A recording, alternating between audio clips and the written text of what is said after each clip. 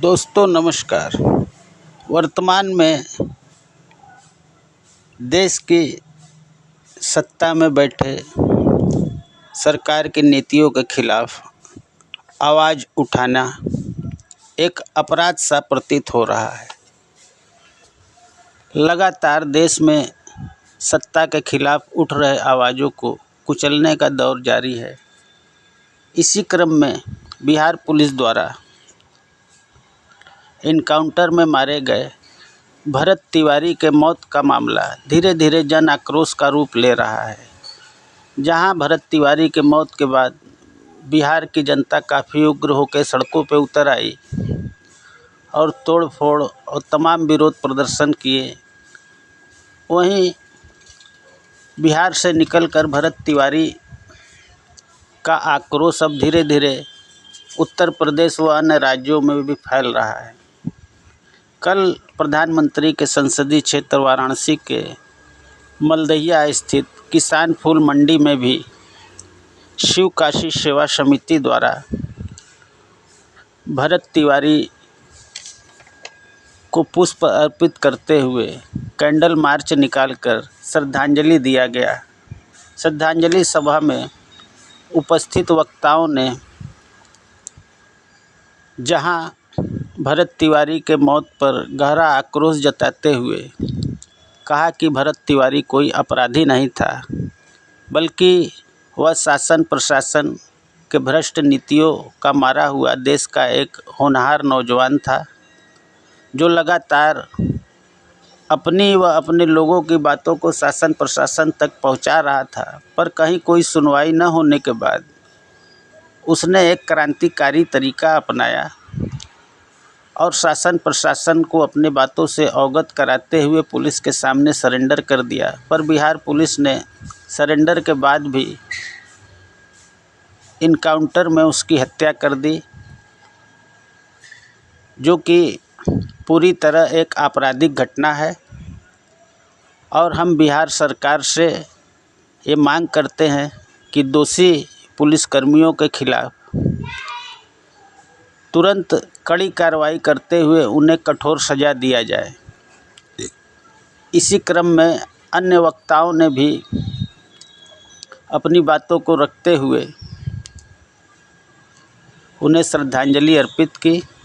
इस दौरान शिव काशी सेवा समिति के अध्यक्ष विशाल दुबे, समाज सेवी घनश्याम यादव, जितेंद्र पांडे, एडवोकेट महेश कुमार वर्मा, घनश्याम यादव, अमरपाल, विकास कुमार, सुनील हलधर, सुनीता बिंद, शिवम मौर्य, आनंद मौर्य, विवेक मिश्रा, कलावती देवी, अभय मौर्य, बबलू पटेल, रमजान खान सहित अन्य लोग उपस्थित रहे।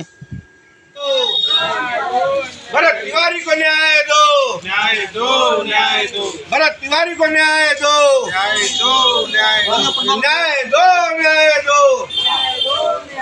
भरत तिवारी को न्याय दो। भरत तिवारी अमर रहे, भरत तिवारी अमर रहे, भरत तिवारी अमर रहे, अमर रहे, अमर रहे।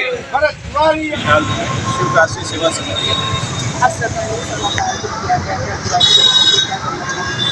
देखिए, वह एक क्रांतिकारी लड़का जो समाज हित में, सामाजिक कार्यों में से लगा हुआ था और उसने समाज के न्याय की आवाज़ उठाई और प्रशासन की अनैतिक कार्रवाइयों पे और लापरवाहियों को उजागर किया। इसके एवज में उसके साथ जो भी कृत्य हुआ प्रशासन के द्वारा, उसके विरोध में, उसके संवेदना में, उनके दुख को, उनके पारिवारिक दुख को बांटने के लिए हम लोगों ने एक छोटा सा एक सहयोग कार्यक्रम रखा, जिसमें हम उनको अपनी तरफ से श्रद्धांजलि और मौन व्रत रखा गया 2 मिनट का। भरत तिवारी मामले में कहाँ की लापरवाही? देखिए, ये तो जांच का विषय है, प्रशासनिक विषय है, इस पर तो हम अभी कोई भी टिप्पणी करना उचित नहीं है। जो फेसबुक और सोशल मीडिया के माध्यम से जो खबर मिल रही है, उसमें तो प्रथम दृष्टया वो तो चीज़ें गलत लग रही है, कहीं ना कहीं कुछ न कुछ तो प्रशासनिक लापरवाही जरूर हुई है, लेकिन ये एक जाँच का विषय है और इस पर हम बिहार सरकार से ये निवेदन करते हैं कि इस पर एक उच्च स्तरीय जांच बैठाई जाए और जो भी इसमें आपराधिक कृत्य के लोग हैं जिनकी लापरवाही से ये इतनी बड़ी दुर्घटना या घटना घटी है उसका न्यायसंगत तरीके से उसकी जांच हो और जो भी इसमें गुनाहगार हों, जो भी अपराधी हों, जिनकी भी इसमें गलतियाँ या वो पाए गए हैं उनको सख्त से सख्त कार्रवाई की जाए और उसके साथ अच्छा, भरत तिवारी का कैसा व्यक्तित्व था, तो कैसे व्यक्ति था? भरत तिवारी का व्यक्तित्व तो एक सामाजिक दृष्टिकोण से एक सामाजिक छवि था। पढ़ा लिखा जब जवान था, नौकरी उसको नहीं मिली, उसके बाद वो समाज हित में ही अपने क्षेत्रीय सामाजिक समस्याओं को लेकर के वो प्रशासन से लगातार जूझता रहा और कई वर्षों से जो हमें सोशल मीडिया और उनके बारे में हमें जानकारियाँ बटोरी उसके लिए दिखाई गई पिछले 2-3 वर्षों से प्रशासन से वो अपनी और अपने समाज की मांगों को लेकर के बराबर लगा हुआ था। लेकिन जब उसको इसके तरीके से लोकतांत्रिक तरीके से न्याय नहीं मिला तो उसने कुछ अपने तरीके से जो उसको सही लगा उस हिसाब से उसने अपनी प्रतिक्रिया देना शुरू किया। स्वाभाविक तौर पे अगर आप 1 बार 2 बार 3 बार 4 बार प्रयास करते हैं और उसका प्रयास का फल मन मुताबिक नहीं मिलता है, जो कि वही पदस्थ अधिकारी हमारे ही समाज के लिए बैठे, हमारे समाज की सेवा के लिए बैठे थे, यदि वो हमारी बातों पर ध्यान नहीं देंगे तो ध्यान दिलाना तो किसी न किसी तरीके से पड़ेगा। लेकिन उसी सोशल मीडिया से ये भी आ रहा है कि वो विक्षिप्त था। क्या देखिए, अगर वो विक्षिप्त था तो ग्रेजुएट कैसे हुआ? अगर वो विक्षिप्त था तो 28 वर्ष की उम्र में वो समाज कार्य में इतने दिन से लगा हुआ था और इतने उसके ऊपर आरोप लगे कि पहले ऊपर उसके ऊपर भी 2 के आरोप लगे हुए। क्या वो अगर विक्षिप्त था तो क्या पहले नहीं था? ये इनकाउंटर के बाद ही उसको विक्षिप्त घोषित कर दिया गया। इसको आप इनकाउंटर देख रहे हैं या हत्या देख रहे हैं, ये बताइए। ये तो प्रशासनिक स्तर से नहीं दिख रही है। उनके पिताजी 2 दिन पहले जो थाने पे गए थे यह रिपोर्ट लिखवाने कि लड़का जो है कि थोड़ा मानसिक रूप से तनावग्रस्त है और कार्रवाई की जाए, लेकिन प्रशासन ने कोई कार्रवाई नहीं की और 2 दिन बाद इनकाउंटर हो गया। तनावग्रस्त और ये विक्षिप्त होना ये 2 अलग अलग चीज़ है। तनाव किसकी वजह से? तनाव उसके पास प्रशासन की वजह से था, जितनी उसने अपनी मांगे रखी थी और वो व्यक्तिगत मांग नहीं थी, किसी व्यक्ति विशेष के लिए मांग नहीं थी, उसने तो सर्वजन हिताय के लिए अपने प्रयास को लगाया था। अच्छा, इस देश में जो है कि अजमल कसाब जैसे आतंकवादियों को सरेंडर करने का मौका दिया जाता है, तो भरत तिवारी को क्यों नहीं दिया गया? इससे आप क्या कहना चाहते हैं? उसने तो सरेंडर किया था, उसने तो हथियार भी डाला था, उसके बाद भी उसको नीतिगत ढंग से उसका हत्या की। क्योंकि तमाम बिहार में अपराधी जो है घूम रहे हैं और खुलेआम सत्ता में भी हैं और उनके ऊपर कोई कार्रवाई नहीं हो रही है, लेकिन एक निर्दोष व्यक्ति के ऊपर जो है कि इनकाउंटर कर दिया। इसके बारे में आप क्या कहना चाह रहे हैं? ये तो सिर्फ बिहार ही में नहीं, उत्तर प्रदेश में भी कहीं ना कहीं कानून व्यवस्था लचर है। जांच के विषय के आड़ में हम सभी लोग बचे हुए हैं। ब्राह्मण को ही क्यों टारगेट हमेशा बनाया जा रहा है किसी भी चीज को? समाज का सबसे बड़ा प्रबुद्ध वर्ग ब्राह्मण ही शिक्षा भी देता है, ब्राह्मण ही शस्त्र भी चलाता है और ब्राह्मण शास्त्र भी चलाता है। उसने पहले शास्त्र चलाया, जब शास्त्र काम नहीं हुआ तो उसने शस्त्र भी उठाया और शस्त्र उठाया तो उसके बाद परिणाम आप देख लें। स्कूल में जो बच्चा पढ़ता है तो क्या बिना पीटे हुए वो सीख जाता है? हम आप क्या बिना पिटाई किए हुए पढ़ाई लिखाई कर लेंगे? नहीं। तो कहीं न कहीं वो शास्त्र और शस्त्र दोनों साथ चलते ही हैं, तभी संतुलन बनता है। अब समाज में सब दिन से अगर वर्ण व्यवस्था भी देखें तो ब्राह्मण ही का ये अधिकार है तो लोगों को शिक्षा देना, समाज को सुचारू रूप से संचालित करना, ये ब्राह्मण ही करते हैं। क्षत्रियों का काम था लोगों को सुरक्षा देना, लेकिन क्षत्रियों को भी सही मार्गदर्शन देने वाला भी ब्राह्मण ही। अगर न्याय आज़ादी के बाद का पहला भगत सिंह का उपाधि दिया जा रहा था टिंकू तिवारी को, अगर इतनी बड़ी उपाधि किसी बच्चे को दी जा रही है तो जाहिर सी बात है उसके रग रग में कहीं ना कहीं भगत सिंह के जैसा जो है उसके अंदर वो कार्यशैली थी, वो व्यवस्थाएं थी जो अपने आम जनता को देने का कार्य कर रहा था। और इस भ्रष्ट शासन, इस भ्रष्ट व्यवस्था के खिलाफ वो लगातार निरंतर लड़ाई लड़ रहा है। जनता के लिए सिस्टम से लड़ाई लड़ा था, सिस्टम से हार गया, सिस्टम हार गया। जी, अगर देखा जाए तो सिस्टम से ही हारा हुआ वो व्यक्ति था, पढ़ा लिखा हुआ ग्रेजुएट व्यक्ति था।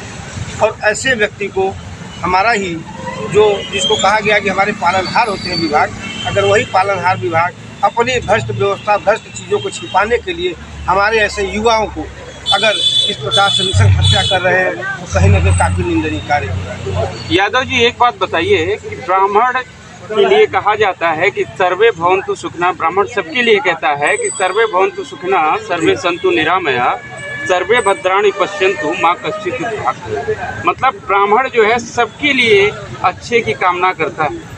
एक ब्राह्मण आपके यहाँ पूजा करता है और 51 रुपये लेता है और आप ढेर सारा आशीर्वाद दे के जाता है, लेकिन हर बार ब्राह्मणों को टारगेट करना कितना उचित है? यादव जी जरा ये बताएं। नहीं, जहाँ तक किसी ब्राह्मणों को टारगेट करने की बात आ रही है तो ये कहीं न कहीं हमारे समाज में कुछ ऐसे तबके के लोग जुड़े हुए कहीं न कहीं उनको नीचा दिखाने का काम कर रहे हैं और अपने आप को ऊपर उठाने का काम कर रहे हैं।